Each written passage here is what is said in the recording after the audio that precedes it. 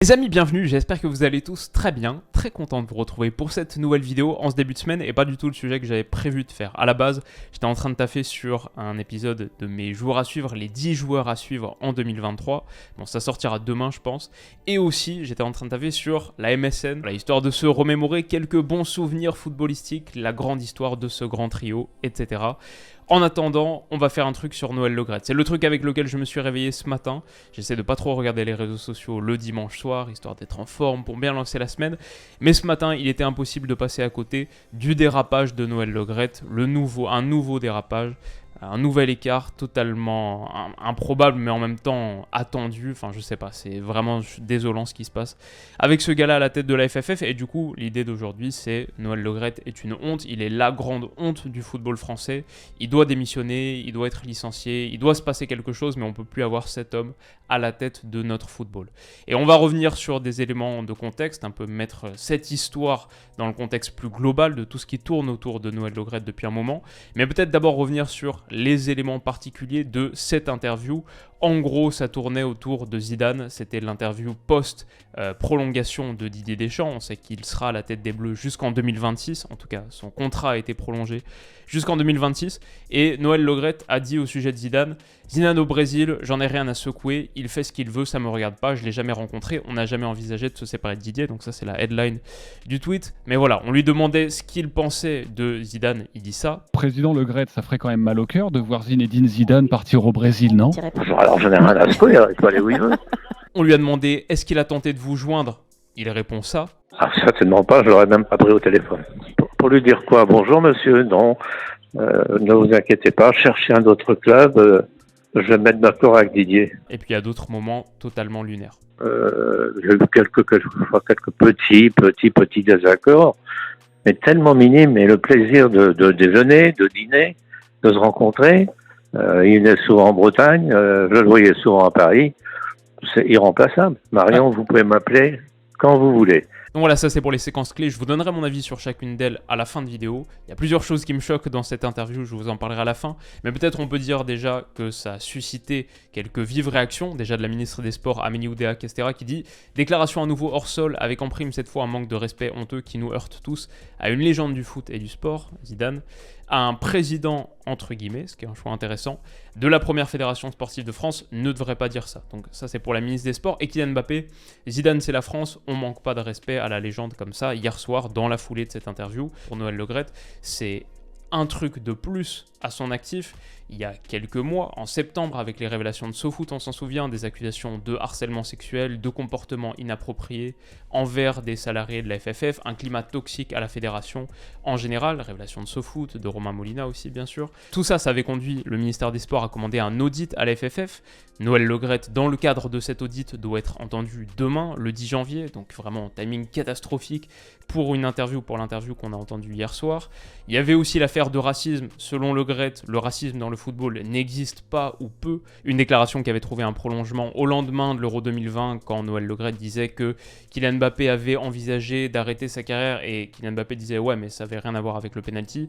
C'était par rapport au racisme qu'il avait subi, et Noël Le Graët lui considérait qu'il n'y avait pas eu de racisme, donc les relations entre les deux sont très fraîches. Grosso modo, on a un gars qui, à 81 ans, enchaîne les bourdes, les dérapages, et ça devient insupportable, on n'en peut plus. Donc moi je suis allé regarder un peu du côté des statuts de la Fédération Française de Football, et je vois le troisième point important. La Fédération Française de Football a pour rôle de défendre les intérêts moraux et matériel du football français. Moi j'argumenterais que Noël Le Graët, il n'est pas en position de défendre les intérêts moraux de qui que ce soit ou de quoi que ce soit, on le voit depuis quelques années, mais il n'est pas non plus en position de défendre les intérêts matériels du football français, de prendre les meilleures décisions pour le football français. Je pense que cette interview, elle le montre, parce qu'au-delà de tout l'irrespect qu'il y a à l'égard de Zidane, et ça c'est une partie de l'équation et de cette interview, sans nul doute, mais tout le reste pour moi, le plus choquant, c'est le manque de professionnalisme. Un dirigeant de fédération qui dit ne même pas prendre le combiné, il ne décrocherait même pas à un des gars les plus importants de l'écosystème du foot français, Zidane, c'est pas pro. Dire on n'a jamais envisagé de se séparer de Didier Deschamps, c'est pas pro non plus. Tu dois toujours envisager de te séparer de quelqu'un s'il n'atteint pas les résultats. Qu'est-ce que ça veut dire? On n'a jamais envisagé de se séparer, c'est-à-dire même si l'équipe de France avait craché à la Coupe du Monde, 3 matchs, 3 défaites, sortie dès les phases de groupe, perd 4-0 contre l'Australie, on n'a jamais envisagé de se séparer de Deschamps. C'est soit faux, je pense que c'est faux, donc c'est un mensonge, c'est quelque part quelqu'un qui n'a pas sa tête à l'endroit, qui peut dire ça sur une antenne, ou alors c'est juste pas pro du tout. Il y a plusieurs choses dans cette interview qui me choquent parce que c'est pas pro, c'est pas à la hauteur d'un président de fédération, de quelqu'un qui a des responsabilités aussi importantes, aussi vastes. Parler de la désignation de son successeur, de qui lui succédera peut-être en 2024, quand il aura 83 ans, et dire... Ce n'est pas une désignation ni un passage de témoin, il y aura une élection, mais on peut aider quelqu'un si on veut bien. Avec Didier Deschamps, on a regardé quelques noms possibles pour me succéder, je regarderai de près. Donc c'est pas une désignation, mais on peut appuyer sur la balance là où on veut. On peut dire, ok, en fait, on peut nommer son successeur et le faire avec le sélectionneur. Je sais pas, il y a trop de choses qui sont, c'est pas un processus démocratique, il n'y a rien qui va dans cette intervention et il n'y a rien qui va dans l'interview en général. Déjà pour les questions morales, et il y a des moments qui sont franchement douteux, mais aussi tout simplement parce que quelqu'un qui est compétent ne dit pas ces choses-là. Donc voilà, il y a le problème autour de Noël Le Graët, la personne, l'homme, et le fait qu'il soit à la tête de la Fédération française de football. Il y a aussi le problème peut-être du système qui l'entoure, le fait qu'il ait été réélu en 2021, alors qu'il avait 79, 80 ans, et qu'on ne soit pas capable de trouver quelqu'un de plus compétent, de plus performant, ça c'est un vrai problème systémique. Le fait qu'il soit décoré officier de la Légion d'honneur 31 décembre 2018, je veux bien que ce soit l'année où l'équipe de France remporte la Coupe du Monde dans la foulée de ça, mais... Bon, à nouveau, le fait qu'un homme comme ça puisse avoir l'un des plus hauts statuts de la République, forcément, il y a quelque chose qui ne va pas là aussi. Donc voilà, démission, licenciement, on ne peut pas rester avec 7 hommes en place et il faut que le comité exécutif de la FFF prenne ses responsabilités, ou il faut que Noël Le Graët prenne ses responsabilités lui-même.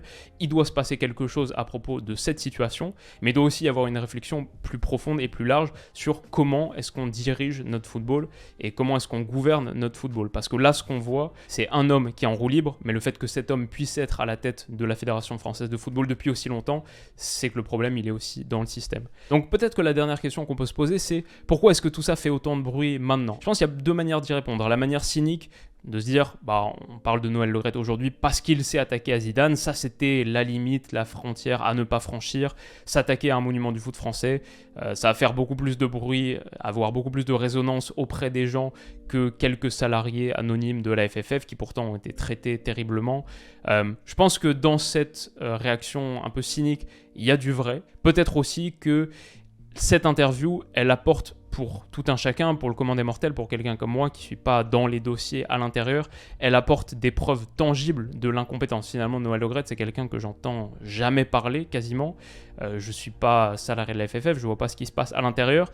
Avec cette interview, je peux voir quelqu'un qui a totalement perdu les pédales, qui est incompétent, qui n'est pas à la hauteur de sa fonction. Là, c'est visible aux yeux de tous, avec tout ce qu'on a dit. Et peut-être que du coup, ça, c'est ça aussi qui fait réagir. On sait que c'est un odieux personnage, on le sait depuis un moment, mais maintenant on le sait vraiment, entre guillemets. Chacun peut se faire son propre avis avec cette interview, et chacun peut arriver à sa conclusion. Et bon, la réalité, c'est que la conclusion, elle est quasiment la même pour tous. Bref, un moment vraiment choquant, un peu déprimant dans l'univers du foot français pour lancer cette année 2023. Moi, un truc que je trouve marquant, c'est que ça fragilise énormément Deschamps. Deschamps est tellement lié à Noël Le Graët à travers tout ce qu'il a dit, la route qu'ils ont fait ensemble. Didier Deschamps qui parle souvent du soutien de son président, Noël Le Graët qui dans son esprit, j'imagine, l'a âprement défendu contre Zidane et contre le clan Zidane, etc. Donc pour moi là c'est une interview, Didier Deschamps il écoute ça aujourd'hui ou hier soir, il s'arrache les cheveux, alors que pourtant sportivement sa prolongation, perso je la trouve pas choquante. 2026 c'est peut-être un peu long, mais au moins 2024 ça je trouve ça totalement normal, et même si j'aimerais voir un jour Zidane en équipe de France, je trouve ça normal que Deschamps continue maintenant. Donc voilà, c'est pas le sujet, mais quand même ça met Didier Deschamps dans une position compliquée par rapport à ça. Je pense que pour finir on peut dire assez dingue de voir ce que le football français a réussi malgré Noël Le Graët. Je pense que c'est en dépit de lui tout ce qui a été fait.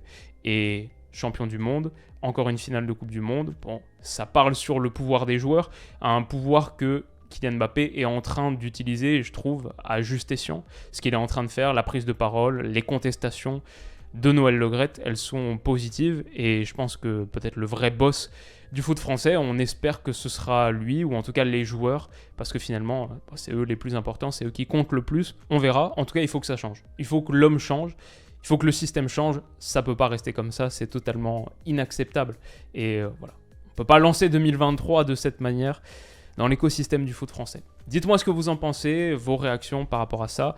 Et dès demain, on se remet à parler de vrai foot, de jeux, puis d'histoire. Il y a un très très gros programme sur janvier, avant que la Ligue des Champions reprenne. Je vous ai prévu plein de petites vidéos un peu différentes, etc. Ça va être un moment super cool sur la chaîne. Et voilà, on va parler de choses positives aussi et surtout. Prenez soin de vous les amis et passez une excellente semaine. On se retrouve dès demain pour une nouvelle vidéo. Bisous.